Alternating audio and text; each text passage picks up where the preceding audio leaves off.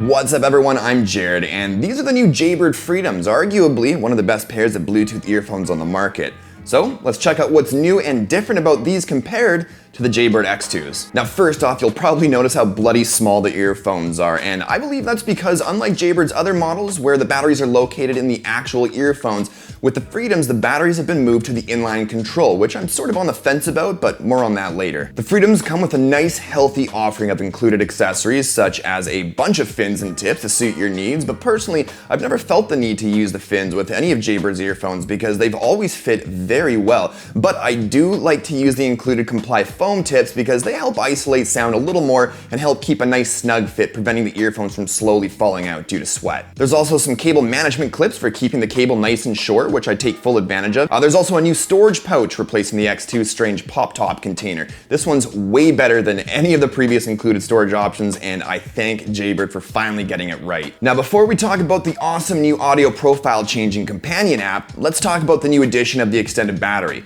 The X2s come with a claimed battery life of 8 hours. With the Freedoms, it's also rated at 8 hours, but there's a huge asterisk with that. Let me explain.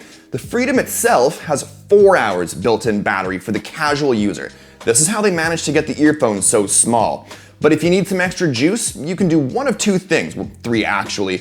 You can either pop the extended battery onto the inline control, which connects by a couple of clips, and has an additional 4 hours of battery, bringing the Freedoms up to a total of 8 hours battery. But then you've got all this added weight hanging from your right earphone, which might not seem like a lot, but when you move your head from side to side, the right side starts to drag and causes the left earphone to be pulled, making it have to constantly readjust unless you have your earphones wrapped over your ears. But for those of you that prefer it wrapped under your ears, you're kind of shit out of luck, so have fun with all that readjusting you're going to be doing. Now the other option is to simply take the Freedoms off and plug them into the extended battery and wait until it's done charging. Or, and this is the third thing you can do that I mentioned a minute ago, take it off, plug it into the extended battery for charging, and then plug the extended battery into a USB port or wall plug for charging both the earphones and the extended battery at the same time, since the extended battery appears to have pass-through charging. That said, for those of you wondering why you would pick either the Freedoms over the X2s or vice versa, the X2s are for the long haul, 8 hours of continuous battery, plain and simple,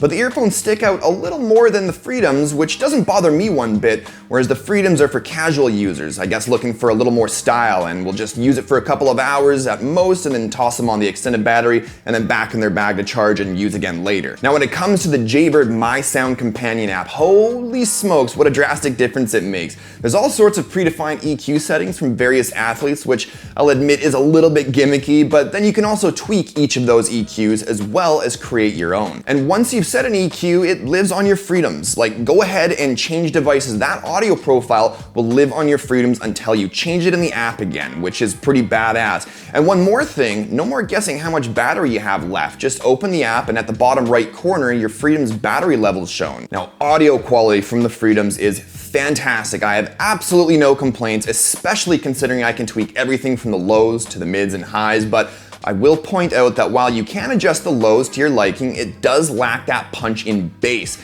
Now to me, it's not a big deal. The bass or lows, if you will, are really full sounding, but it's that punch that we've all been spoiled with in other bass-heavy dedicated earphones that's lacking. So if that's what you're looking for, you might want to skip past these. But I think these are one of the best sounding pair of Bluetooth earphones I've tested yet. Now I'll put a link for pricing and availability in the description below, but I think that about covers it. If you liked the video, do me a favor and hit up that like button. And if you're new to my stuff and want to see more, don't forget to subscribe for new videos every week. But thanks as always for watching, and I'll talk to you on the next one.